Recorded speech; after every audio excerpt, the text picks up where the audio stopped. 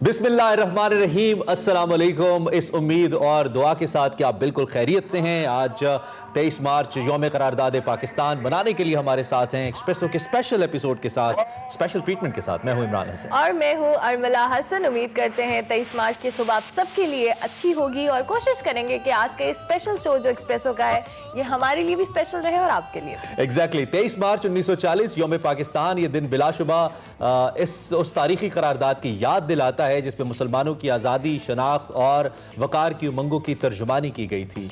All India Muslim league का 27वां सालाना इजलास 22 मार्च 1940 को लाहौर के मंटो पार्क, मौजूदा Iqbal park, greater Iqbal park में हुआ, जहां पे कायद आज़म मोहम्मद अली जिन्ना ने उसकी सदारत की।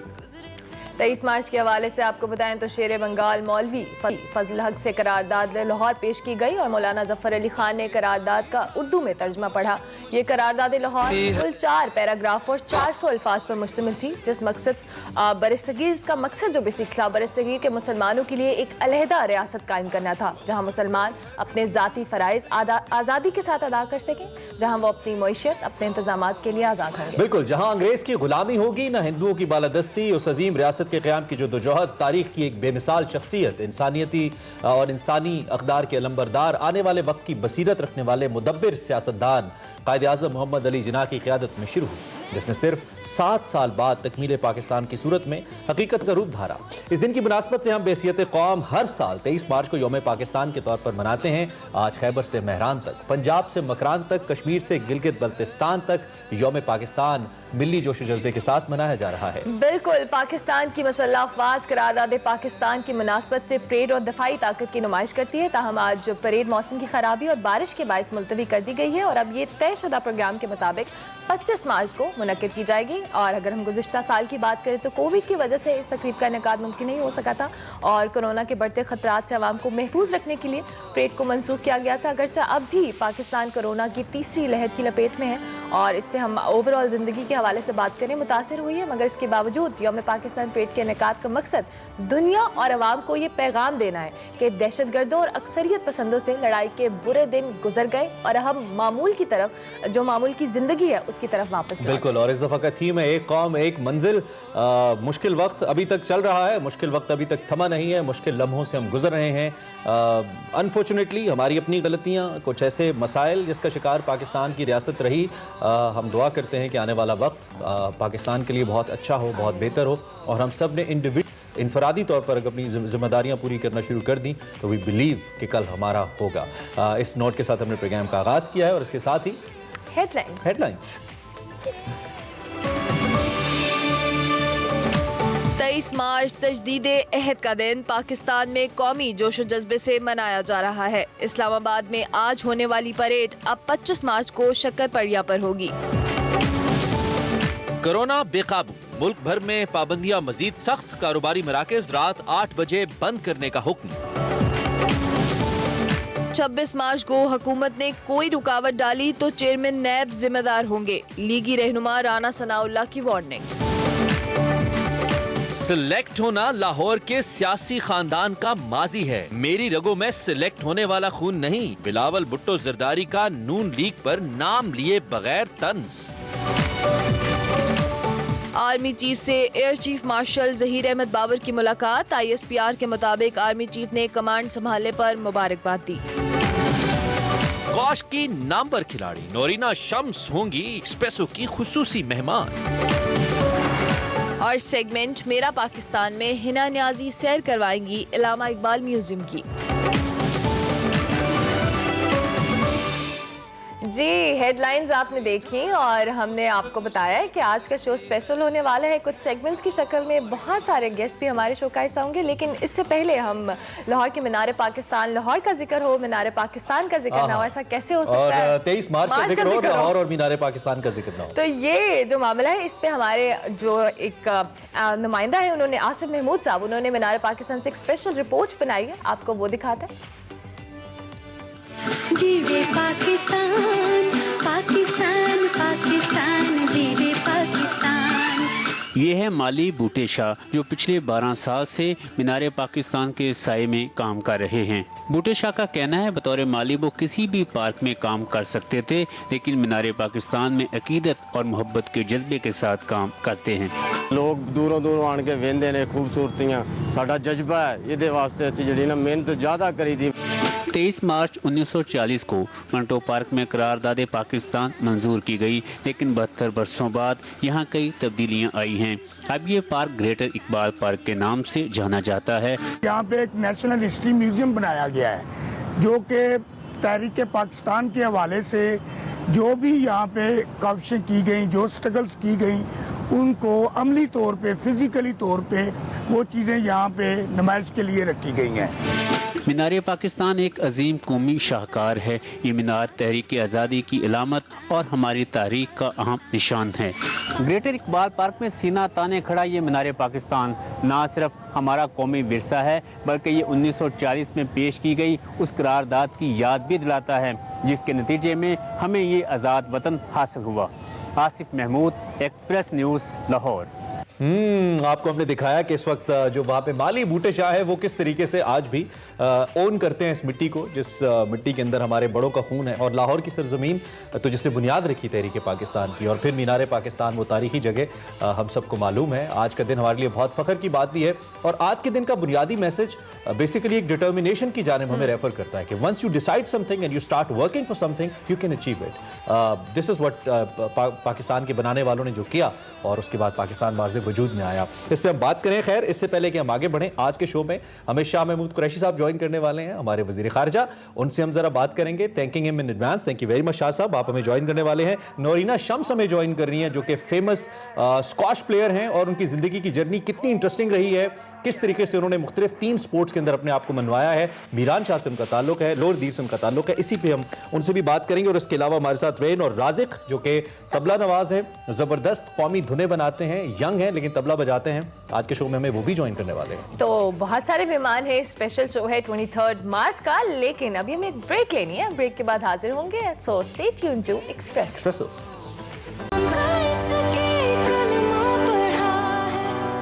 Welcome back to Expresso. और इससे पहले कि हम आगे बढ़ें, बल्कि आगे बढ़ ही जाते हैं और बात करते हैं, लाजमी है ना, कोरोना वायरस भी तो मौजूद है, तीसरी लहर है, मजीद खतरनाक हो गई है। यूके स्ट्रेन के हवाले से मुसलसल हम आपको आगाह रखे हुए हैं। तो इस्लामाबाद से लाहौर के कोरोना के मरीजों और अमवात के रिकॉर्ड कायम हो रहे हैं। एक हफ्ते में हम अगर बात करें तो 23,000 केसेस 23,000 केसेस सामने आए हैं, जिससे मस्बत केसेस की शरह इस वक्त 9% तक पहुंच चुकी है, यानी कि हर 100 में से 9 अफराद को कोरोना हो रहा है। बिल्कुल, और मुल्क भर में कोरोना के बढ़ते केसेस और गवर्नमेंट की वार्निंग के बावजूद अवाम की जानिब से कोरोना एसओपीज पर अमल दरामद नहीं किया जा रहा। आज NCOC का अहम इजलास हो रहे हैं, जिसमें शदीद मुतासरा इलाकों में इमरजेंसी के अलावा नकलो हरकत पर भी पाबंदी लगाने का फैसला किया जाएगा। तमाम तफरीह मकामात के हवाले से बात की जाए, जो खेल मुख्तलिफ स्पोर्ट्स की जगह हैं, समाजी तकरीबात हैं, होटल हैं, रेस्टोरेंट्स हैं, हर किस्म की इंडोर डाइनिंग पर पाबंदियां लगा दी गई हैं। और कोरोना के बढ़ते केसेस के पेश नज़र मुल्क भर में रात 8 बजे तक तमाम कारोबारी सरगर्मियां बंद रखने का भी फैसला किया गया है, जबकि हफ्ते में 2 रोज़ कमर्शियल सरगर्मियां मुकम्मल तौर पर बंद रहेंगी, सैटरडे संडे।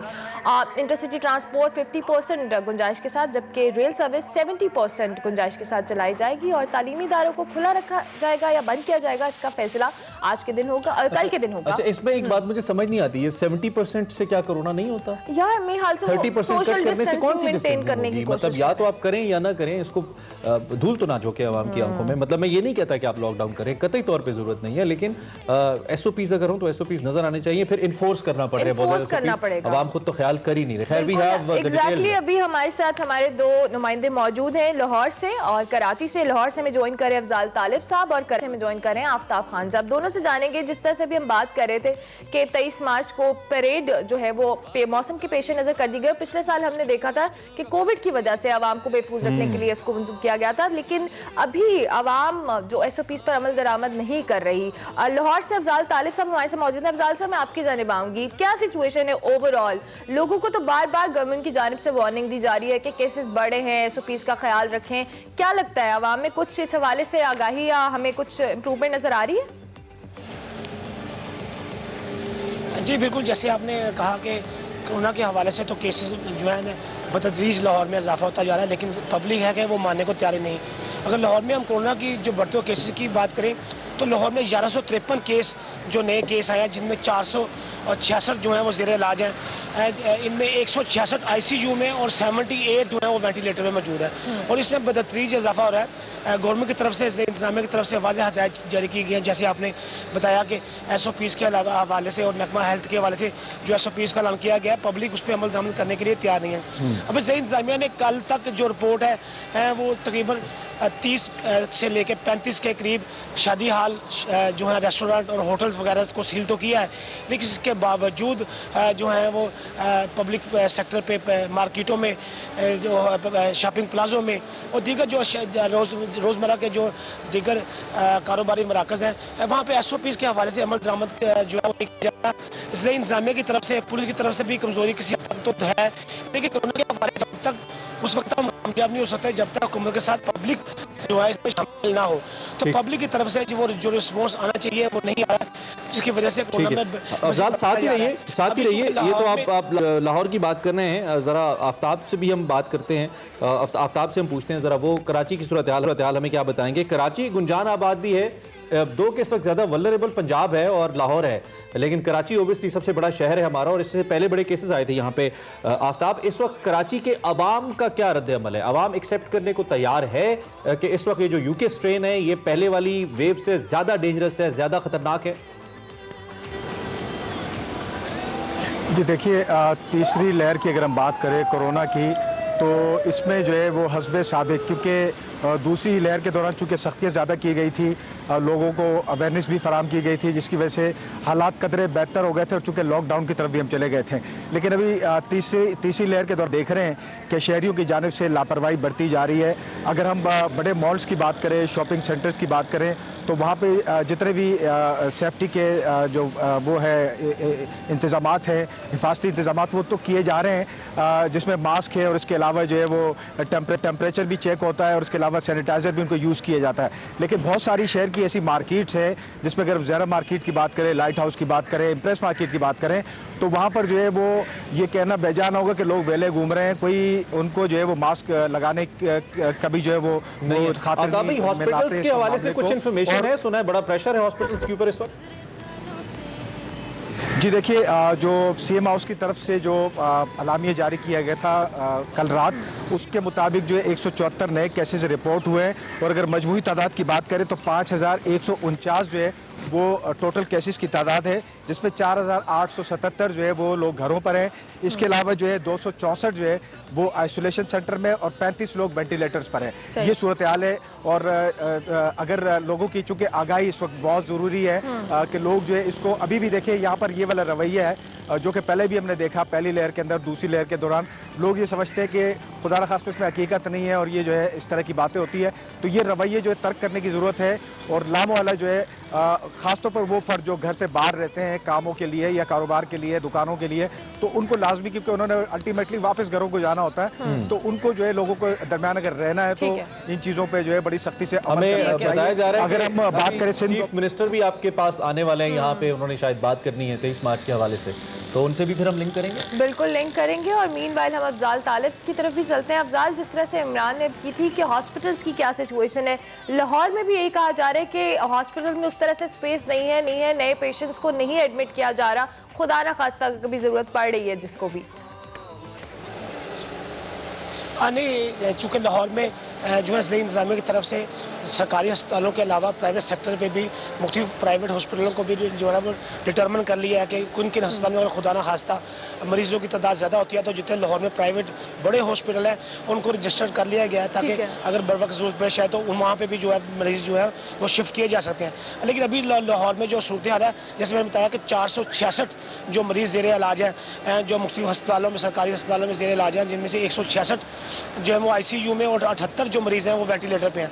अभी लाहौर में जो पोजीशन है अभी ज़ेरे कंट्रोल है, लेकिन खुदा ना खास्ता अगर मरीज़ की तादाद मज़ीद बढ़ेगी तो उसमें जो है वो फिर प्राइवेट सेक्टर में जितने भी हमारे प्राइवेट हॉस्पिटल हैं उनको रजिस्टर कर लिया गया है और फिर अगर ज़रूरत पड़ी तो फिर ये मरीज़ जो है वहाँ शिफ्ट कर दिया जाएंगे। लेकिन इसके रजिस्टर कर लिया गया है प्राइवेट हॉस्पिटल्स को। अभी सिचुएशन उस तरह से नहीं है, बट स्टिल आवाम को एहतियात रहते हैं। अफजाल तालिब हमारे साथ मौजूद थे और आफ्ताब खान भी हमारे साथ मौजूद थे। बहुत शुक्रिया आप दोनों का, आप दोनों ने हमें अपडेट किया और वाकई आवाम को इस बात पे बहुत ज़रूरत है है सोचने की और SOPs पर अमल दरामद करने की, क्योंकि खुदा न खासा आप अपने और अपने प्यारों के लिए मुश्किल खड़ी कर रहे हैं, क्योंकि हमारे इर्द गिर्द जितने लोग हैं, हम अपने पर्सनल एक्सपीरियंसेस की बुनियाद पे आपको कह रहे हैं कि वो सब बहुत परेशान होते हैं। आपका एक भी फैमिली मेंबर अगर सफर करता है, और यहाँ पे आवाम से मुराद आप हैं, हाँ, ये बताना बिल्कुल। बहुत जरूरी है। हम आपकी बात करें, आपने एहतियात करनी है, शादियों में भी जा रहे हैं, फंक्शंस में भी जा रहे हैं। खैर आगे बढ़ते हैं हम। 23 मार्च है और पाकिस्तान डे है। परेड मनसूख हुई बारिश की वजह से 25 तारीख को होगी। बचपन में बड़े एक्साइटेड होते थे हम परेड के लिए, सुबह सुबह उठ के बैठ जाते थे। लेकिन इस वक्त खैर जो विफाकी वजारत इंफॉर्मेशन है उसने इस वक्त एक विफाकी वजारत इत्तलात है, उसने एक गाना रिलीज किया है 23 मार्च के हवाले से, और इस गाने के अंदर क्या मैसेज दिया गया है वो जरा देखते भी हैं और उसके बाद हम दोबारा लिख भी करते हैं।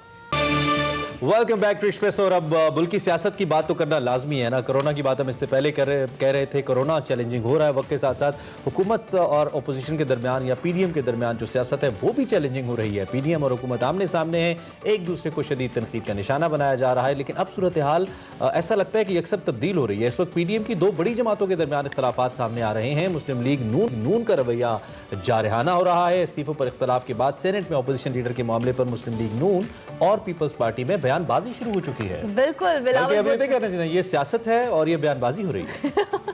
बिलावल भुट्टो नवाज एक दूसरे को सिलेक्टेड के ताने दे रहे हैं और बिलावल भुट्टो जरदारी ने सेनेट में ऑपोजिशन लीडर के मामले पर नून लीग के मौक़िफ़ को मुस्तरद करते हुए तंज किया कि मेरी रगों में सिलेक्ट होने वाला खून नहीं, सिलेक्ट होना लाहौर के सियासी खानदान का माजी है।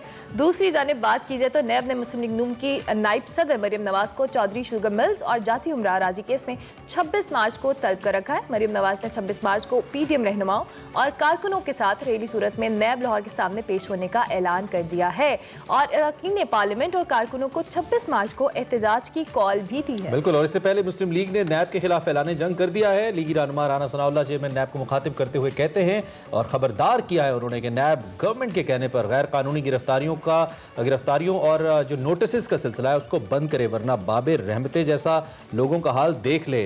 उन्होंने कहा कि लीगी रहनुमाओं के रवैयों पर गवर्नमेंट का भी शदीद रद्द अमल दूसरी जानिब हम देख रहे हैं कि आ रहा है। और दूसरी जानिब शिबली फराज साहब जो कि वज़ीर इत्तलात सेनेटर शिबली फराज हैं, उनका यह कहना है कि मरियम नवाज करप्शन का जवाब देने के बजाय इदारे पर लश्कर कशी करने की तरगीब दे रही हैं। ये सारी सूरत किस जानिब जा रही है इस पर भी हम बात करेंगे। लेकिन चूंकि 23 मार्च का और शाह महमूद कुरैशी साहब वज़ीर ख़ारिजा हमारे साथ मौजूद हैं, तो सबसे पहले हम बजाय इसके कि पॉलिटिक्स की तल्ख बातों से आगाज़ करें, आखिर में इस पर बात ज़रूर कर लेंगे। लेकिन सबसे पहले शाह महमूद कुरैशी साहब को वेलकम करते हुए उनसे आज के दिन के हवाले से बात कर लेते हैं। शाह साहब, बहुत शुक्रिया, आपने हमें ज्वाइन किया।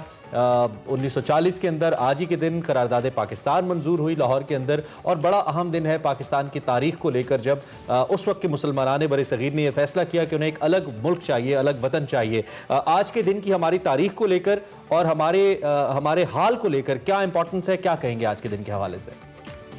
मैं सबसे पहले पूरी कौम को यौम पाकिस्तान पर मुबारकबाद पेश करता हूँ। इसमें कोई शक नहीं है कि हमारे बड़ों ने बड़ी जद्दोजहद के बाद, कुर्बानियों के बाद ये मुल्क हासिल किया। अब ये हमारा फर्ज बनता है कि हम इस मुल्क को आगे लेकर चले, तरक्की दे, खुशहाली दे, इस्तेहकाम दे। उसके लिए जरूरी है कि ये तीसरी वेव भी जो कोरोना की चल रही है, हम एहतियात भी करें और मुल्क को इंतशार से महफूज करें। मैं समझता हूँ ये पूरी कौम की जिम्मेदारी है, सियासतदानों की जिम्मेदारी है, हर इदारे की जिम्मेदारी है कि वो पाकिस्तान के मफादात को अव्वलीन तरजीह दे। आपने अभी कोरोना की तीसरी लहर के हवाले से बात की, तो तीसरी लहर खतरनाक हो चुकी है। गवर्नमेंट बार बार वार्निंग दे रही है कि SOPs पर अमल दरामद किया जाए और साथ साथ पाबंदियां भी सख्त की हैं, लेकिन इसके बावजूद अवाम में इस हवाले से कोई खास हमें कहने तवज्जो नजर नहीं आ रही। गवर्नमेंट की क्या जो होगी हिकमत अमली होगी इस हवाले से? कोरोना की तीसरी लहर खासी खतरनाक है। बहुत से लोग मुतासिर हो रहे हैं।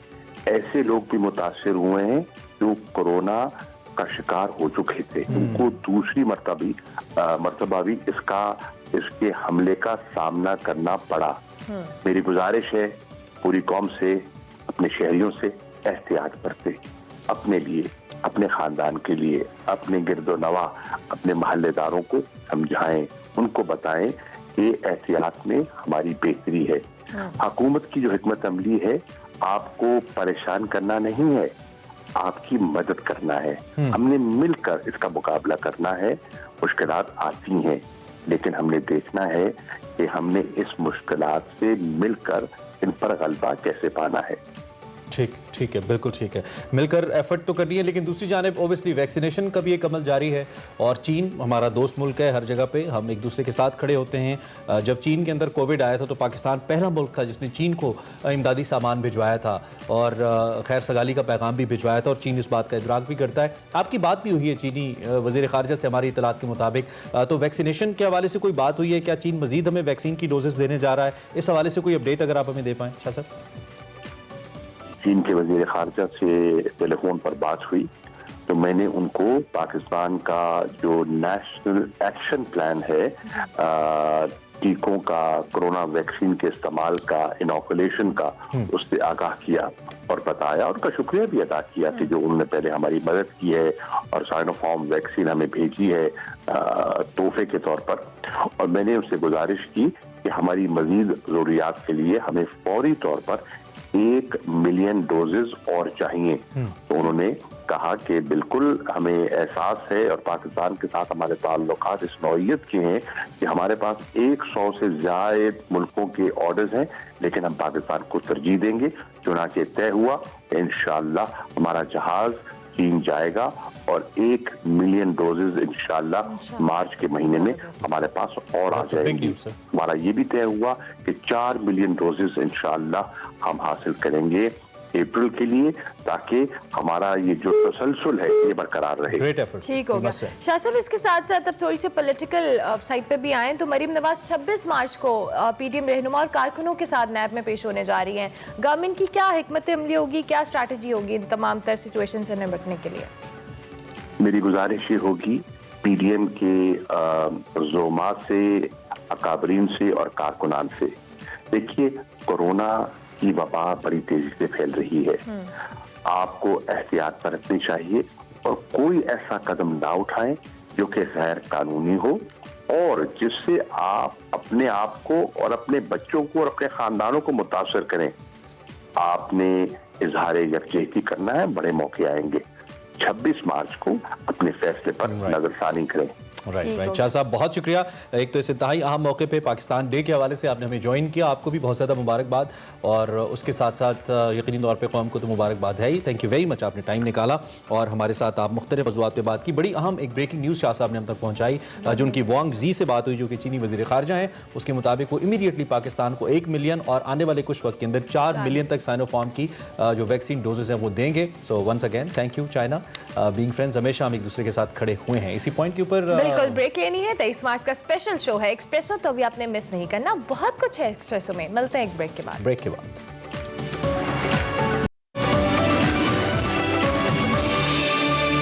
Welcome back to Expresso. बिल्कुल, आप 23 मार्च स्पेशल देख रहे हैं एक्सप्रेसो और अब कुछ बात करते हैं मुआशरे में मौजूद कुछ ऐसे लोगों की कि ऐसे कौन से लोग हैं जो बिल्कुल काम नहीं कर रहे और पाकिस्तान की तरक्की में हिस्सा मिलाकर तरक्की की रफ्तार दोगुना कर सकते हैं। हम बात करें तरक्की याफ्ता अक़वाम ने जो तरक्की की मनाजिल तय की हैं वो कैसे की हैं और हम तरक्की याफ्ता माशरों से क्या सीख सकते हैं। आखिर किस तरह हम तरक्की याफ्ता और जिम्मेदारी का मुजाहरा करते हुए एक जिम्मेदार कौम बन सकते हैं और इसके साथ साथ इस सारे सफ़र में नौजवानों का क्या किरदार हो सकता है, ये सब एक इंपॉर्टेंट पॉइंट है। और वैसे टिपिकली तो हम 23 मार्च 14 अगस्त बनाते हैं, बैजेस लगा लेते हैं हमारे बच्चों को, क्योंकि बहुत बड़ी आबादी हमारी यूथ को पता नहीं है कि आज के दिन से हमने सीखना क्या है और पाकिस्तान जिस मकसद के लिए बना है या जो एक मकसद मुल्क का हो सकता है उस मकसद को हासिल कैसे करना है, इसी पे हमने बात करनी है। बिल्कुल, और इसके लिए वकार अहमद मलिक हमें ज्वाइन कर चुके हैं। बहुत शुक्रिया वकार भाई एंड वेलकम टू एक्सप्रेसो। आप आए, अब थोड़ी कंस्ट्रक्टिव बड़ी सीरियस गुफ्तगू तो नहीं हम करेंगे, लेकिन चूंकि 23 मार्च के हवाले से इमरान ने भी मेंशन किया कि हम अपने बच्चों को बताते तो हैं, लेकिन इसका बेसिकली जो एसेंस है या इसकी रूह है उस हवाले से हम गाइड नहीं करते। नौजवानों का किरदार हो या चाहे हमारे बच्चों के जो माइंडसेट है उसको एक डेवलप करना हो बेहतर अंदाज में, हमें क्या चीज़ें बहुत ज़रूरी हैं आज के दिन की इंपॉर्टेंस के हवाले से? सबसे पहले तो मेरा ख्याल है कि पाकिस्तान के जो बच्चे हैं या नौजवान हैं उनको अपना जोग्राफिया जो है या अपने घर के बारे में बताना ज़रूरी है। जब आप अपने घर के बारे में जानते होते हैं तो आप उतना ही ज़्यादा उससे मोहब्बत भी करना शुरू कर देते हैं और उसकी हिफाजत के हवाले से भी बहुत ज़्यादा सेंसिटिव हो जाते हैं। पाकिस्तान के बच्चों को और नौजवानों को बताने की ज़रूरत है कि पाकिस्तान जो है वो एक आप लैंड के वाले से रिसोर्सेज की तरफ आप चले जाएं तो डेजर्ट से लेके माउंटेन्स तक, और अगर आप इसमें से कोई कैटेगरी उठा लें, मतलब माउंटेन्स अगर आप उठा लें तो दुनिया की 14 बुलंद तरीन चोटियों में 5 पाकिस्तान में हैं। 6-7 हज़ार मीटर से जो बुलंद चोटियां हैं वो 108 पाकिस्तान में हैं। 6000 मीटर से जो बुलंद चोटियां वो 4555 पाकिस्तान में है, और 5000 से 6000 जो है वो अभी तक काउंट ही नहीं हुई। यानी ये सिर्फ माउंटेन्स की बात कर रहा हूँ। 7000 ग्लेशियर्स हैं। दुनिया की सबसे बड़ी ग्लेशियल बॉडी आपके पास है, यानी नॉर्थ पोल के पास ब्याफोस पर जो है वो कोई 100 किलोमीटर सुपर स्ट्रेचर है। ये और इसी तरह डेजर्ट है, इसी तरह बहुत सारी चीज़ें हैं। फिर आप जब अपना इसकी तरफ ह्यूमन रिसोर्स की तरफ आते हैं तो आपके पास लाइक नुसरत फ़तेह अली खान से लेके और एक पूरी एक आपकी सिर्फ जो म्यूज़िक में आप आ जाते हैं, लिटरेचर में आते हैं तो कितना कितना बड़ा बंदा, साइंस में आते हैं तो डॉक्टर अब्दुल सलाम से लेके बहुत बड़ा बड़ा आपके पास क्वांटम फिजिक्स और मुख्तलिफ एरियाज़ के जो साइंटिस्ट पड़े हुए हैं। तो किसी भी जगह पे आपको वो चीज़ नज़र ही नहीं आती कि आप किसी दुनिया के किसी मुल्क से आप कंपेयर ही नहीं कर सकते। ये जो इंसानी वसाइल के बारे में इतनी खूबियां बता रहे हैं ना, वो एक टीम के बारे में कहते हैं। मुझे ना लाहौर कलंदर्स याद आ गई पीएसएल के कॉन्टेक्स्ट में कि टीम तो बहुत अच्छी है, प्लेयर्स बहुत अच्छे हैं, लेकिन जेलिन नहीं है जी। हर प्लेयर अपना खेल खेलता है तो टीम नहीं जीत पाती। मुझे भी ऐसा लगता है कि शायद हम हर शोबे में, चूंकि हमारी अपनी अपनी रेस है, हम जेलिन होके एज अ नेशन चूंकि हम नहीं खेले, इसलिए हम कोई एक्सेलेंस पे नहीं जा सके। इंडिविजुअल्स हमने बहुत बड़े बड़े पैदा कर दिए। इंडिविजुअल कौन करेगा? इंडिविजुअल बीइंग अ नेशन, मेरे ख्याल को इंडिविजुअल जो थे वो भी बहुत ही ढीठ थे, जो इस निसाब को पढ़ने के बाद और इस तालीमी जो म्यार है इससे गुजरने के बावजूद नोबेल प्राइज तक उन्होंने लिया। और ये मतलब इस तरह के म्यूजिक के हवाले से भी आप देख लें तो हमारे यहाँ कोई ऐसी एकेडमी या उस तरह की चीजें तो नहीं है। हमारा स्पोर्ट्स को भी यही हाल, सारे क्रिकेटर्स इस तरह ही आते हैं, तो हमारा उस तरह तो नहीं है। लेकिन मैं तो टैलेंट की बात कर रहा हूँ कि वो जमीन के अंदर टैलेंट सारा मौजूद है। अच्छा, अब बहुत सारा जो आपको पता है कि जिस तरह ड्रेन हो रहा है हमारा ब्रेन बाहर, तो कितनी फिक्र की बात है, कि कितनी गौर व फिक्र की बात है कि वजह क्या है, वो यहाँ आके काम क्यों नहीं कर रहा। मतलब साइंटिस्ट तो अभी भी हैं, क्या नासा में पाकिस्तानी नहीं बैठे हुए, क्या स्पेस एक्स में नहीं बैठे हुए, हर जगह बैठे हुए हैं पाकिस्तानी बैठे हुए, लेकिन वो पाकिस्तान के लिए काम नहीं कर रहे। लेकिन वो कर नहीं रहे, क्योंकि फिर हमें वो केसेस देखने पड़ेंगे कि जो जज्बात की उसमें आके वो पाकिस्तान आए, उन्होंने शुरू किया और फिर वो वापस क्यों चले गए। तो मतलब यह है कि किसी तरह मेरा पॉइंट है कि लैक हम सिर्फ एक ही चीज में करते हैं कि हमारी joint effort, being a nation. Japanese को देखिए, चाइनीज को देखिए, मतलब बीइंग नेशन उनके जो फैसले होते हैं। अब जापान पूरा तबाह होकर दोबारा बन गया, हर साल तबाह होता है फिर बन जाता है, और हम छोटी छोटी चीज़ों की ताब नहीं ला पाते, having big resources as you said.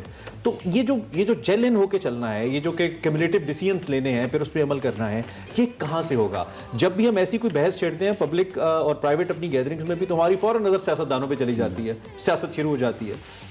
कहाँ से ठीक करें इसको? निसाब तालीम का मसला है, तरबियत का मसला है। मेरा ख्याल है कि मैप हमें बिछा के तो 180 से ज़्यादा जितनी ममालिक उनको देखना पड़ेगा कि जिनका डेवलपमेंट बहुत अच्छी है, या यानी जो डेवलप्ड कंट्रीज हैं, उनके अंदर वो कौन सी कॉमन चीज़ है जिसकी वजह से वो डेवलप्ड है। उसमें हमें एक तो चीज़ बड़ी सीधी सी नजर आती है, वो क्रिटिकल थिंकिंग, साइंस के हवाले से और अपने हकूक़ की आगाही के हवाले से। मसलन एक गाँव है, उसमें आधा तहरीक इंसाफ का हामी है, आधा तहरीक नून लीग का हामी है। अब मैं ये एक्सपेक्ट करता हूँ कि वो सियासत अपनी जगह पे, मुबाहिसे भी अपनी जगह पे, लेकिन उनकी जो हुकूक का मामला, अपने ज़ाती हुकूक का मामला, उसमें उनको इकट्ठा हो जाना चाहिए कि भैया यहाँ पे ये जो पानी वाला मामला है, ये इसमें हमारा कोई जमात नहीं है, हम तो इस पे इसको हमने मनवाना है, बाकी ठीक है आप आपस में करते रहे। यहाँ इशू ये है कि अपने हुकूक की कुर्बानी दे के, हमारी एज अ नेशन हमारी नेचर में नहीं है ना, हम एक चीज को इंडिविजुअल लेवल पे लेते हैं। आप देखिए ना, वो नेशन आप कह सकती हैं, लेकिन प्रॉब्लम ये है कि हमें ये देखना पड़ेगा क्यों नहीं है वो। क्यों इस वजह से नहीं है कि आपके निसाब में बहुत बड़ी तब्दीली की ज़रूरत है, क्रिटिकल थिंकिंग डेवलप करने की ज़रूरत है, साइंटिफिक एप्टीट्यूड डेवलप करने की ज़रूरत है। ये तमाम चीज़ें जैसे जैसे आती हैं, साइकोलॉजी होगा डेफिनेटली, और ये जैसी जैसी चीज़ें आती हैं आपको खुद बहुत हकूक़ की आगाही भी पता चल जाती है। आपको मालूम हो जाता है कि मैंने किसी जगह डॉगमा या उसका यानी रुकना नहीं है, मेरे ज़हन में रुकना नहीं है, मुझे अपने पता है कि मेरे हकूक़, मतलब मैं अगर इमरान से पूछूं तो मैं एक्सपेक्ट करता हूं कि अगर आज पूछूं कि आप किसको वोट देंगे, तो अगर ये क्रिटिकल थिंकर हैं और ये साइंटिफिक एप्टीट्यूड रखते हैं, तो डेफिनेटली मुझे ये कहेंगे कि यार आप तो बहुत कबल अज़ वक्त पूछ रहे हैं। मतलब ये तो मैं आप हो सकता है आखिरी महीने आप मुझसे पूछ लीजिएगा जब इंतखाबात आने वाले होंगे, तो फिर मैं सोचूं इस बारे, फिर मेरे पास 5 साल की कारकर्दगी, क्योंकि मैं ज़रा जांचूंगा और उसके बाद करूंगा। यहाँ पे तो मेरा मतलब है कि वाबस्तगी जो उसको वोट देते थे तो हमने भी उसको देना है, जिस सियासी जमात के साथ आपकी वाबस्तगी है वो तो ऐसे लगता है जैसे कोई मरते दम तक बच गई है। क्यों आ गई हमारे यहाँ? ट्विटर पे ऐसे पॉलिटिकल लीडर्स के खिलाफ गंदे बेहुदा तो होती हैं, इखलाक से गिरे हुए शदीद ट्रेंड्स और पूरी कौम। मैं ये कहता हूँ कि आप पाकिस्तान के मेन स्ट्रीम मीडिया में किसी भी चैनल के फेसबुक पेज को देखें, वहाँ पे जो एक जम्मे गफ़ीर होता है वो एक्चुअली नेशन की पल्स है। आप एक्सप्रेस के पेज पे फेसबुक पे चले जाएं और नीचे जो कमेंट्स होते हैं वो पल्स है कि वो बेसिकली नेशन। और मैं इसको हमेशा इसलिए इसका जो आपने बात की है नफरत के हवाले से, ये इम्पल्स कंट्रोल का ही प्रॉब्लम है जो ना स्कूलिंग लेवल पे है, ना पेरेंटिंग लेवल पे है, ना किसी जगह पे भी इम्पल्स कंट्रोल करनी है। और फिर जब आपकी लीडरशिप के अंदर ही इम्पल्स कंट्रोल नहीं होगा, मतलब जो रिप्रेजेंटेटिव्स हैं उनकी लैंग्वेज, उनकी अखलाकियात हमारे सामने हाँ, जब उनकी लैंग्वेज इसी तरह होगी, वो सारी चीज़ें होंगी, तो फिर ये नीचे सरायत कर जाता है। और वहाँ पे आप देखिए कि किसी ज़माने में मुझे याद है कि कॉटन ये जो नहीं होता है, इसकी वो लगी होती है कलफ, 90s अर्ली 90s की बात है कि हमारे MNAs ने वो पहनना और वो खड़ा खड़ू करना शुरू है, पूरी नेशन ने वो करना शुरू कर दिया। तो मतलब लीडरशिप का इतना एक बड़ा इम्पैक्ट होता है, वो लिबास में है, वो रहन सहन में है, वो नशिस्त बर्खास्त में है। तो अगर आप भी कहाँ से मसाइल ही हैं, हम कब तक इस मुनाफकत से काम लेंगे जी, मसाइल नहीं है, एक कौम है, कब तक? हमें ठीक करना है, हमें एक बेहतर कौम बनना है, कहाँ से शुरू करें? मेरा ख्याल है कि ये आप निसाब से शुरू करते हैं, इसके अलावा कोई नहीं है। क्योंकि जब भी दुनिया में किसी मुल्क में कोई भी लीडर आया है, तो अगर आप मेरे सामने कहें ना कि एक सिंसियर लीडर है, तो वो मैं उसको नहीं समझूंगा कि अगर आपको लीडर ये कहता है कि 90 दिन के अंदर या 3 महीने के अंदर या 6 महीने के अंदर मैं तब्दीली ये कर दूंगा, तो मैं समझूंगा कि ये नहीं, it's not a realistic approach. बिल्कुल एग्जैक्टली।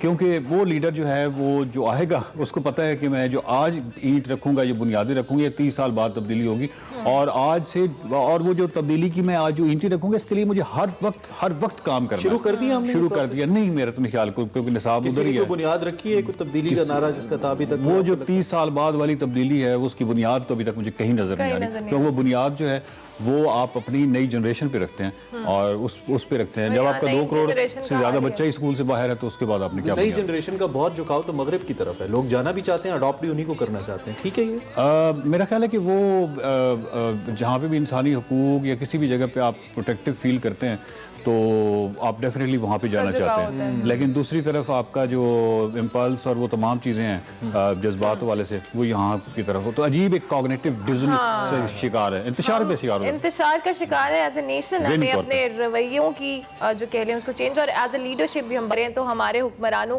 को हम हर चीज़ के लिए ब्लेम नहीं कर सकते। As a individual, as a nation हमें बहुत सारी चीज़ों को चेंज करना। बहुत शुक्रिया वकार भाई कि आप एक्सप्रेसो का आज दोबारा से हिस्सा बने। अभी हम एक ब्रेक लेनी है, ब्रेक के बाद हाजिर होंगे। आप देखते रहिए एक्सप्रेसो, है ना, पेड नहीं है, इसलिए हम चाह रहे हैं कि वो वक्त आपके साथ साथ हम गुजारें। खैर, इस वक्त हमने आपको अपना नया मेरा पाकिस्तान सेगमेंट है, लेकिन उसमें कुछ नया आपको दिखाना है। अल्लामा इकबाल म्यूजियम के अंदर हिना न्याजी गई हैं, उन्होंने अल्लामा इकबाल के हवाले से उनकी जो वहाँ पे चीज़ें हैं उनको दिखाया है। उसके अलावा जो रिसर्च उन पे की गई है, कुछ उनका कलाम भी है, क्या इंटीग्रेशन है, ये सारा कुछ हम देखते हैं आज के इस स्पेशल मेरा पाकिस्तान में।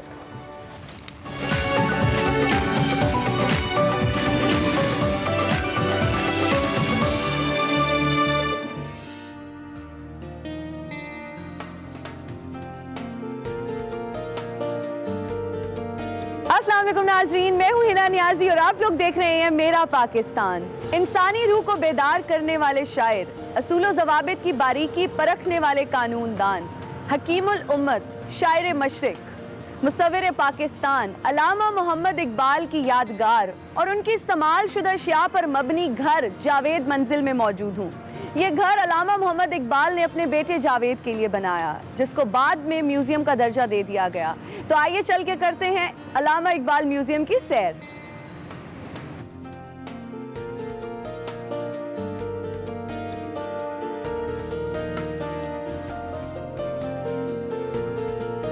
अस्सलाम वालेकुम तैमूर। अस्सलाम वालेकुम हिना, कैसी हैं आप? मैं ठीक हूँ, आप कैसे हैं? मैं बिल्कुल ठीक ठाक क्या हसीन इत्तफाक है। आप क्या कर रहे हैं? बस मैं जरा अल्लामा इकबाल का जो म्यूजियम है, जी जी जी, मैं तो सोच रहा था आप क्या कर रही हैं यहाँ पे? मैं तो अल्लामा इकबाल के म्यूजियम की सैर कराने आई हूँ अपने सारे व्यूअर्स को। तो आप हमारे साथ चलें और आप हमें सैर कराएं। जरूर।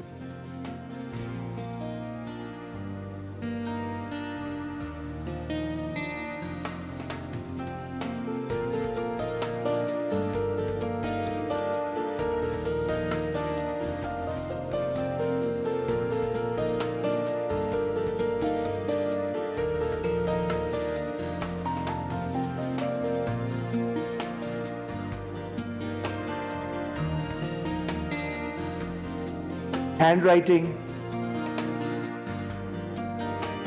वो कमरा है जहाँ अल्लामा इकबाल की पोइट्री की कलेक्शन है, उनके सारे सर्टिफिकेट्स हैं, उनकी डिग्रीज हैं। ये देखें यूनिवर्सिटी ऑफ पंजाब से जो उनको सर्टिफिकेट मिला है, ये silver medal Scott mission high school से जी उनको मिला है, जो उनको पीएचडी डिग्री का सर्टिफिकेट मिला है म्यूनिक यूनिवर्सिटी से। ये उनका है जो यूनिवर्सिटी ऑफ पंजाब से डिस्टिंक्शन इन फिलोसफी उन्होंने हासिल की थी। मुझे ये जो बात बड़ी अच्छी लगी ना वो ये है कि आप देखें कि न सिर्फ उनकी हैंड राइटिंग यहाँ पे मौजूद है, मगर देखें जो चीज़ें उन्होंने है ना क्रॉस आउट की हुई हैं वो भी वैसे ही मौजूद हैं। आए हैं ना, फिर अगली गैलरी में चलते हैं, वहाँ उनके खतूत, सासनामे और मेरा ख्याल है तस्वीर वगैरह मौजूद हैं। ये देखें जी,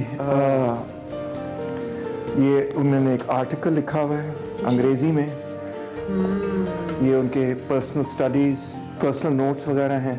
तो ये बड़ी दिलचस्प तस्वीर है। अफ़गानिस्तान जब उन्होंने विज़िट किया तो ये उस पीरियड की और उस विज़िट की तस्वीर। ये बहुत खूबसूरत तस्वीर है। हाँ जी, ये तो खैर काफ़ी फेमस फोटोग्राफ है, आप ने कई दफ़ा शायद देखी हो, मगर वो एक और दिलचस्प फोटोग्राफ है क्योंकि उस ज़माने में ऐसी गाड़ी किसी के पास अगर हो, बड़े चंद लोगों के पास और ख़ास लोगों के पास होती है। आइए ज़रा और भी देखते हैं, कुछ खतूत वगैरह यहाँ पे भी लगे हुए, बड़ी interesting. Ji ji ji, I think कि यहाँ पे उन्होंने ख़वातीन को भी एड्रेस किया हुआ है। जी जी जी, ये अंजुमन ख़वातीन इस्लाम। ये देखें है ना, ये चुगताई साहब ने उनकी नज़म को तस्वीरी शक्ल दी हुई है, इट्स क्वाइट ब्यूटीफुल।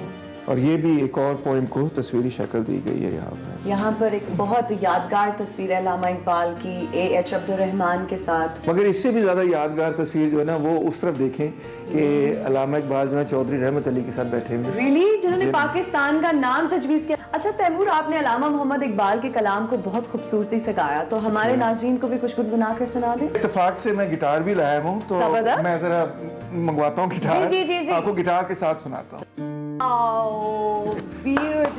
जबरदस्त, बहुत शुक्रिया, बहुत शुक्रिया।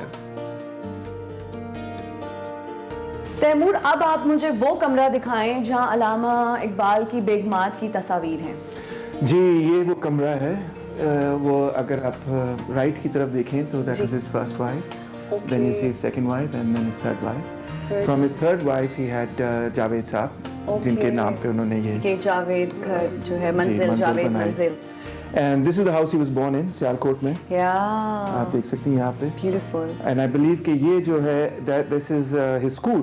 तैमूर, ये अल्लामा इकबाल का जो है कलीम, मलबूसात और ज़ाती अशिया वाला कमरा है, और यहाँ पर कितने खूबसूरत हमें कुछ वार्डरोब की चीज़ें नज़र आ रही हैं। जी जी जी, वेस्टकोट है, उनके दस्ताने पड़े हुए हैं। क्या आपकी बोटाइज काफ़ी पुरानी हो चुकी है। आई थिंक उसकी वजह ये कि ये स्टोरेज में कई साल पड़ी नहीं। और यहाँ पर उनकी अल्लामा इकबाल की हमें टोपियाँ, हाँ जी, जो है ये वेलवेट की बनी हुई थी। जी जी, ये वेलवेट की है भाई। वेलवेट जो फैब्रिक है बड़ा रॉयल और बड़ा कंफर्टेबल होता है, बड़ा कोजी भी होता है, बड़ा सॉफ्ट। तैमूर, यहाँ पर मुझे एक बहुत खूबसूरत कालीन नजर आ रहा है, इसके बारे में भी कुछ बताएं। जी, अल्लामा इकबाल जब अफगानिस्तान गए थे तो उस वक्त नादिर शाह ने उनको ये गिफ्ट किया, और आप देख सकती हैं कि जो मुगल और पर्शियन और नॉर्थ इंडियन स्टाइल है वो आपको रिफ्लेक्ट कर रहा है, बड़ा रिफ्लेक्ट कर रहे हैं यहाँ पे। और ये क्या है? आई थिंक ये उनके अगेन उनके कपड़े वगैरह हैं, उनके मलबूसात हैं। हाँ जी, उनकी शलवार और शलवार कमीज वगैरह, सूट वगैरह। और पीछे आप देख सकती हैं उनकी छड़ी जो आपको अक्सर तस्वीरों में नजर आती है। वो छड़ी भी यहाँ पे लगी हुई है। उनका एक सिग्नेचर पोज था वो यहाँ पर। Signature, of course, the thinking pose. या एग्जैक्टली। तैमूर, यहाँ पर अल्लामा इकबाल की कुछ बहुत जो है ना ज़बरदस्त चीज़ें मौजूद हैं। उनकी गोल्ड की रिंग है, उनके गोल्ड के कफलिंग्स हैं, वॉच बहुत खूबसूरत है। हाँ, मुझे वॉच बड़ी पसंद है, ये बड़ा अच्छा स्टाइल है ना। डायल भी बड़ा स्मार्ट सा है। मुझे तो ये कफलिंग्स बड़े पसंद आए हैं। इनकी आपको कैसी लगी? मगर यार बड़ी एंटीक सी और ज़बरदस्त सी, और मैं सोच रही थी छोटी छोटी प्यारी सी हैं। अच्छा, एक आपने बात गौर की है, ये जो शेरवानी आपको नजर आ रही है, हाँ जी, और वो जो तस्वीर नजर आ रही है, आपको कुछ चीज फेमिलियर नजर आ रही है? सेम, ये तो वही शेरवानी है। ऐसे ही लगा। और ये पश्मीना की शेरवानी है। Okay, must have been very expensive back then. Very expensive, yes. तो बटन्स भी वही। और यहाँ पर जी उनका वॉलेट वॉलेट, उनका पासपोर्ट, उनके विजिटिंग कार्ड और रबर स्टैम्प। तैमूर, अब चल के देखते हैं उनका बेडरूम। जी जी जरूर।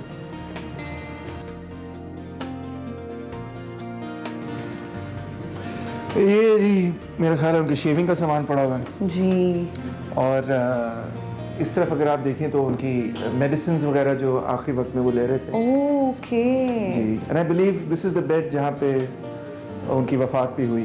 ओके उनकी ये शॉल, और देखिए उस कंडीशन में ही वो मौजूद है जिस कंडीशन में वो छोड़ के गए थे। अच्छा तैमूर, वो सोफा आपने मुझे अब दिखाना है जहाँ पर कायदे आजम और अल्लामा इकबाल की मुलाकात हुई थी। आई बिलीव यही है हिना जी। जी ये उनका ड्राइंग रूम है। और ये देखें एक इंटरेस्टिंग यहाँ पे तस्वीर भी लगी हुई है। और ये आई थिंक कायरो में ये यूनिवर्सिटी की तस्वीर है। जी जी जी जी हाँ जी। और वो राउंड टेबल कॉन्फ्रेंस की वहाँ पे तस्वीर लगी हुई है। जबरदस्त। And this is the drawing room. Taimur, अब हम नशिस्त गाह से निकल के तो आम गाह की तरफ जा रहे हैं। ये जरा साथ साथ तर्जुमा भी करते जाए ना। कि हम ड्राइंग रूम से निकल के डाइनिंग रूम की तरफ आ गए हैं। अच्छा अच्छा। और ये आप देखें, अगर डाइनिंग टेबल एंड ये चेयर अभी भी, अगर आजकल के हम अगर मॉडर्न एरा की बात करें तो ये अभी भी, अब तो ये इन स्टाइल दोबारा हो चुका है। हाँ, ये कितना प्यारा है, खूबसूरत। हाँ जी, वेरी ब्यूटीफुल। ये अच्छा किया है कि गवर्नमेंट ने ये वॉकवेज वगैरह भी बनाए हैं ताकि चीजों को लोग डिस्टर्ब ना करें। और ये क्रॉकरी यहाँ पर जो डिस्प्ले हुई हुई है, ये बहुत ही क्लासी और जबरदस्त लग रही है मुझे। ना मुझे जो बड़ी खूबसूरत बात लगी ना वो ये लगी कि पाकिस्तानी क्या एहसासात रखते हैं इकबाल के। जबरदस्त। तो यहाँ पे आप देखिए जो गेस्ट बुक है ना उन पे, उस पे बड़े बहुत ही लोगों ने खूबसूरत और हार्ट टचिंग जो है ना सेंटिमेंट्स का, इमोशंस का इजहार किया हुआ है। बिल्कुल। उठो मेरी दुनिया के गरीबों को जगा दो। वाह। Thank you so much, Taimur, for your time. Thank you for your time. It was a wonderful experience exploring this museum with you.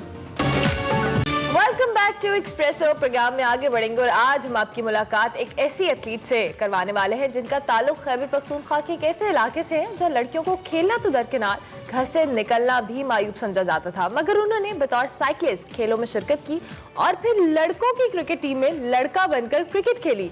एक साल बाद जब पता चला कि वो लड़की है तो उनको लड़कियों की क्रिकेट टीम में भेज दिया गया और फिर उन्होंने स्क्वॉश में कदम रखा। बिल्कुल। और सिल्वर मेडल भी जीता जूनियर ओलंपिक्स के अंदर। उसके अलावा इनका ताल्लुक, जैसे कि आपने कहा, लोअर दीर से है, तो वो इलाका बहुत औकात में मुश्किलात का शिकार भी रहा, इनको खुद भी मुश्किलात रही, लेकिन उसके बाद ओबियसली कामयाबियां उनके कदम चूमती गई। हमारी मुराद नोरीना शम्स से है, जिनको यकीनी तौर पे आप जानते हैं। इस वक्त वो स्क्वॉश खेलती हैं और ये भी कहा जाता है कि इन्होंने पहला जो रैकेट खरीदा था वो अपने कार्टून्स एक न्यूज़पेपर को बेच के खरीदा था। खैर, नोरीना से उनकी जर्नी के बारे में जानते हैं। It's an inspiring journey since she is with us. तो उनसे बात करते हैं। Noreena, thank you very much for joining us and good morning. कैसी हैं आप?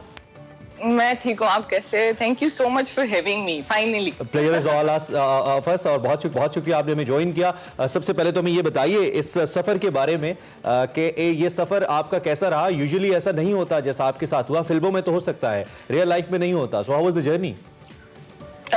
The journey was, I would say कि जैसे like I mean मेरे इलाके को ज्यादातर लोग ये कहते हैं कि उधर निकलना जुर्म है या सारा कुछ ना। I would say कि it's a wrong perception in one way कि हम अपने ऐसे इलाकों को समझ नहीं पाते। हम मेरे इलाके को ज्यादातर लोग कंजर्वेटिव कहते हैं ये सारा कुछ ना। I would use and change the word and I would say कि underdeveloped and unaware of their own potential। उन बेचारों को खुद नहीं पता होता कि उनमें कितना ज्यादा पोटेंशियल है। मुझे पहले डर लगता था कि ऐसा ना हो किसी को पता चल जाए तो वो लोग क्या सोचेंगे, क्या होगा क्या नहीं होगा। लेकिन मुझे फिर बाद में रियलाइज हुआ कि ये मेरा अपने लोगों के साथ कनेक्शन नहीं था, तो उनको पता नहीं था कि ऐसा कोई है। अभी जितना मुझे प्यार मिलता है that is very different, so I would just use the word and I'm going to change it कि it is a very unaware area of their own potential कि उनको नहीं पता था। वो तो दूसरी बात ये कि बहुत सारे सर्कमस्टांसेस होते हैं, वो तो कराची में भी पहला बंदा जो भी मतलब कोई भी होगा जो नई चीजें याद करेगा होते हैं। और परसेप्शन की बात है नोरीना, ये सबसे इंटरेस्टिंग बात है जिसका पॉइंट मैं रेज करने वाली हूँ। आप लड़का बनके लड़कों की क्रिकेट टीम में खेलती रही और उसके बाद आप मतलब कैसे किया आपने ये? अच्छा, ये मेरा आइडिया नहीं था। Basically it was one of my coach जो पेशावर में जब मैं आई दीर से, तो मुझे बस खेलना था, स्कूल में फैसिलिटीज इतनी ज्यादा नहीं थी लड़कियों के लिए, हालांकि अच्छा खासा बड़ा स्कूल था, लेकिन मुझे एक एकेडमी मिली जहाँ पर मैं गई और मैंने उनसे रिक्वेस्ट की कि मैं आपके साथ खेल सकती हूँ। तो उन्होंने कहा कि लड़कियों के लिए इधर जगह नहीं है। तो मैंने कहा इतने बड़े पेशावर में तो मुझे पता भी नहीं है कि मैं किधर जाऊँ, और मैं उस time hardly I was 14 years old, so I didn't know। तो द कोच सेड कि ऐसा करता हूँ कि मैं तुम्हारे बाल काट देता हूँ, and I am going to actually give you my name, कि ये मेरी बेटी है, मतलब मेरा बेटा है। तो that's how I started playing with them. But advantage ये था कि आपकी प्यूबर्टी जो होती है हिट करने से पहले, मेरी भी थोड़ी सी मूंछें थी, यूनी ब्रो था, और मतलब वो बच्चों में पता नहीं चलता, तो मेरे लिए बहुत इजी था और मेरी आवाज नहीं चेंज हो रही थी। लेकिन मसला ये हो गया कि साल बाद सबकी आवाज चेंज होने लगी, मेरी आवाज चेंज नहीं हुई, तो मैंने कहा ये तो मुश्किल हो गया। लेकिन the whole point is that कि वो एक साल जो मेरा इनके साथ गुजरा था, वो the development that has become for me at least I would say, एक इंसान होके कि लड़का लड़की नहीं, जो एबिलिटी मुझ में थी वो सबको नजर भी आ गई, और उसके बाद जो था वो सबको पता चल गया कि यार इसने जो जिंदगी में करना है उसने वैसे भी करना है, लड़का बन के लड़की बन के। लेकिन जब फिर उसके बाद जब मैं दूसरी जगह पे गई, जब मैंने देखा, so there was a big difference between the facilities, and maybe that's how the person that I am, that you guys see, how I'm fighting and doing stuff for like gender equality, it started from then, because when you I might was have 15 years old. practically had this experience because of being into all this. I still experience it. ठीक है, अच्छा, अब ये आखिरी career है, पहले cyclist थी, फिर आप क्रिकेटर बनी, और आप squash player. Is this the final career that you're gonna adopt? Yeah, this is final. I mean, yes, people ask me कि दूसरा स्पोर्ट खेलो, इसमें तो पैसे नहीं है, ये सारा कुछ नहीं है, वो ये करो। लेकिन I still really like squash। मतलब इतना हारने के बाद भी अगर मैं इधर हूँ, it means मुझे स्पोर्ट से मोहब्बत है, क्योंकि I don't know, I feel very good when I'm playing it। जबरदस्त। अच्छा नरीना, ये बताएं, अब चूंकि स्क्वॉश आप खेल रही हैं, आप इंटरनेशनली पाकिस्तान को रिप्रेजेंट कर चुकी हैं, आपने बहुत सारे मेडल्स भी जीते हैं, सो किस तरह की फीलिंग हुई जब आपने इतनी, जो कह लें 40 आपका आगाज हुआ, उसके बाद आपने इंटरनेशनली पाकिस्तान को रिप्रेजेंट किया, what were your feelings basically? एक सबसे पहले मैं आपको एक ऐसी, ये जो आप मेरा जो इंटरव्यू ले रहे हैं, मैंने आपको कॉल से पहले एक बात बताई कि all of a sudden I have become wanted and everyone want to, like I mean listen to me. असल में बात ये है कि in squash I have not won that much yet, and I really want to, there is a hunger। The whole point is that कि सिर्फ वो मतलब ट्रॉफी के बगैर सिर्फ मेरी बात सुनना और लोगों तक, like I mean, मतलब the way they want to listen to me and they want to know about my work, that is what makes me happy। कि सिर्फ पाकिस्तान में नहीं, जब मुझे UN बुलाया गया, जब मुझे IOC ने बुलाया about my work, how I want to like squash को या sports overall को मुझे अच्छा करने का या एक सिक्योर प्लेस बनाने का मौका मिला, और उन्होंने मुझसे पूछा कि how are you doing that. So मुझे खुशी होती है कि अभी भी लोग लाइक जरूरी नहीं है कि आप सिर्फ ट्रॉफी जीते और आपको सुने, ठीक है, वो आपके काम को सुनना चाहते हैं, तो मुझे बहुत ज्यादा खुशी होती है, और मुझे तो ये भी खुशी हो रही है कि आप लोग मुझे सुन रहे हैं। नहीं इनफैक्ट क्योंकि आपने इससे पहले जो किया ना, वो बड़ा चैलेंजिंग था, वो हर कोई करता नहीं है। ऑब्वियसली अचीवमेंट्स तो बाद में आती हैं, लेकिन पहले जो पहला स्टेप होता है बड़ा इंपॉर्टेंट होता है। How about the family support? Family ने कितना सपोर्ट किया फ्रॉम योर पेरेंट्स, सिबलिंग्स, कैसा रहा सपोर्ट मिली आपको being a player?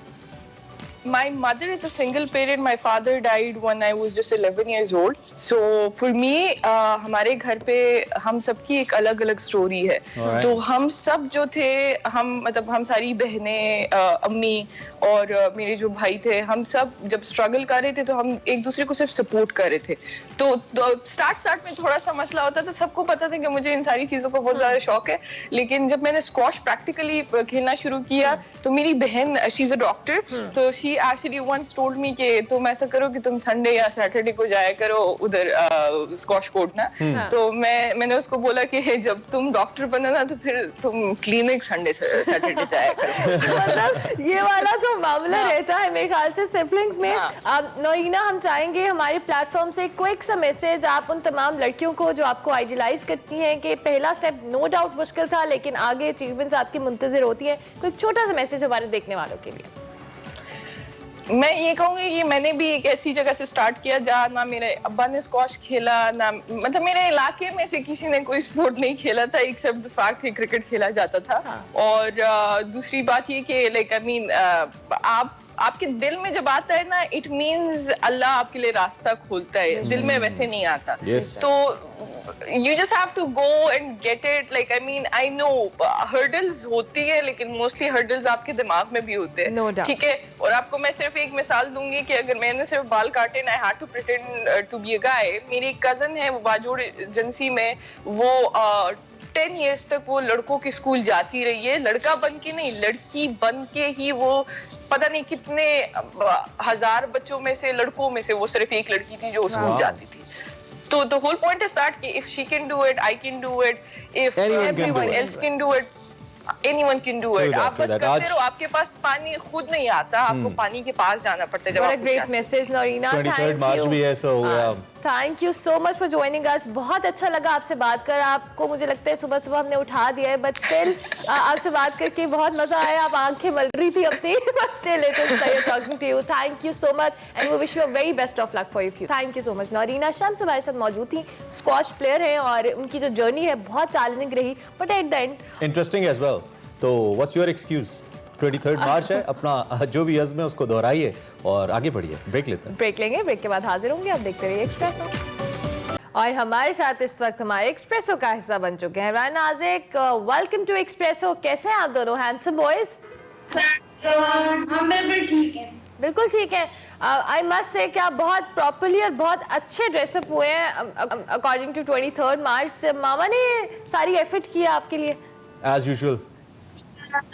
Yes, she's a fashion designer. She's dressed up these clothes for us. She's made it.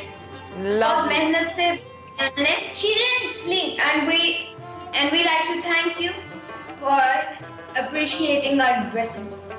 It's our player and obviously you well deserve whatever we say about you. You know, आपका गाना, आपका instruments बजाना और अब तो acting भी क्या कमाल है। मतलब वीडियो के अंदर जो फीचर किया है लाहौर की मुख्तलिफ लोकेशंस के ऊपर, शाही कला हो, मीनार पाकिस्तान हो, that was amazing. How was the idea? कैसे आया? We want to thank Asma auntie. Her name is Asma Zia. We would like to thank her very much because she is the one who did all the shooting for us. And I also thank Ustad ji, Ustad Rustam Patel. अच्छा, ये बताएं कि आप दोनों ने तबला बनाया और अभी ये 23rd मार्च स्पेशल आपकी एक वीडियो आई तबला बजाते हुए। कितना मतलब आपकी एक जो कह लो फील है, किस तरह से आपने इसको एग्जीक्यूट किया आइडिया को? आइडिया आपने बताया शूट जिन्होंने किया उनको भी आपने थैंक किया, बट स्टिल आइडिया को एग्जीक्यूशन कितनी मेहनत लगी, कितना मजा आया इसको बनाने में? मजा तो बहुत आया हमें। We went to places और मजा आया था। But the thing we didn't like the most was कि गर्मी थी बहुत। और आपने देखा हमारी cheeks जो थी बहुत पिंक थी, आप समझ रहे होंगे वो मैथन। इसमें ना कोई synthesizers यूज हुए हैं, ना कोई electronic instruments, ना कोई क्या कहते हैं percussion instruments। It's just pure Eastern classical instruments. True that. इसमें हम अब देख रहे हैं, इसमें रुबाब है, इसमें सितार है, and amazing. So at last 23rd मार्च के हवाले से कोई मैसेज रायन नाज़िक देना चाहें? To all the kids who are watching you right now, क्या कहेंगे? मैं एक मैसेज देना चाहता हूँ। I want people to respect their country, not to be rude to it. That's one thing. जबरदस्त। There cannot be a better message than this. Thank you very much for joining us, guys. It's always a pleasure to have you both. You are Rayan Nazik हमारे साथ मौजूद थे, tabla players हैं और as usual ये बच्चे as individual बड़े मजे कलरफुल हो जाता है हमारा शो जब भी आते हैं। और आज वैसे it's all green green you know everywhere. और क्या ज़बरदस्त इन्होंने ये ज़बरदस्त नेशनल एंथम ईस्टर्न इंस्ट्रूमेंट्स के साथ किया है। अब हम आपसे इजाजत लेंगे, आपसे हमारी मुलाकात होगी कल। अपने में देने कल तक के लिए हमारी तरफ से अल्लाह हाफिज़ और आपको 23 मार्च फिर से मुबारक। अल्लाह हाफिज़।